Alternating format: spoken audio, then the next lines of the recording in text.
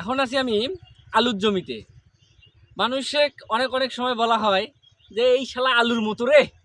কারণ যে সব জায়গাতেই যায়, সব কিছুই মেনটেন করে, বা মানে এতেও ওতেও সব জায়গাতে বলে, কিন্তু তাদেরকে আলু বলা হয়। কিন্তু তা আলু এমন একটা সবজি, এমন একটা জিনিস যেটা আসলে আপনি এমন কোনো কিছু নাই যে করতে পারবেন না। হ্যাঁ, আলু সবজি হিসাবে খাওয়া যায়। আবার আলু অভিজাত হোটেলে ফ্রেঞ্চ ফ্রাই খায়।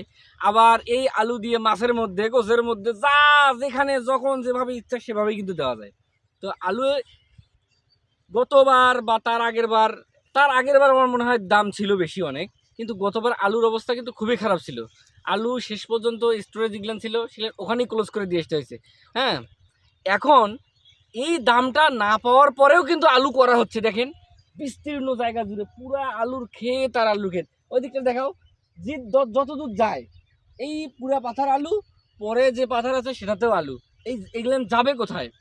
কিন্তু একটা জিনিস কি, কিসের আশায় কৃষকরা করে, এটা হচ্ছে কারণ। কিসের আশায় করে সেটা হচ্ছে, আলু এক বছরের বেশি কিন্তু থাকে না।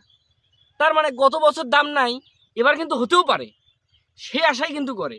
আর আলু এমন একটা জিনিস, এখানে ঘটনা ঘটে কি, যে আপনি আলু করলেন, অন্যান্য ফসল যেখানে এক কাঠা বা এক শতকে এক মন হয়, এক কাঠা না এক শতকে হয় শ্রমিক, শতক। শতকে।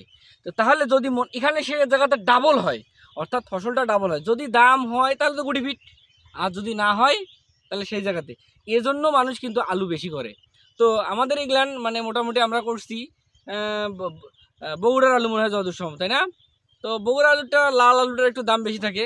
তো যাই হোক, এই জন্য আলু আবাদ কৃষকরা এজন্যই করে, প্রতিবারই করে। আর তো যদি বেশি কিছু না হয় তাহলে তো আমাদের তো কিস্তি আছেই, কিস্তি তুলবো, আলু করবো, যদি টাকা হয় দেবো, নাহলে দিবে নাই, কথা এটাই। ওকে, ঠিক আছে।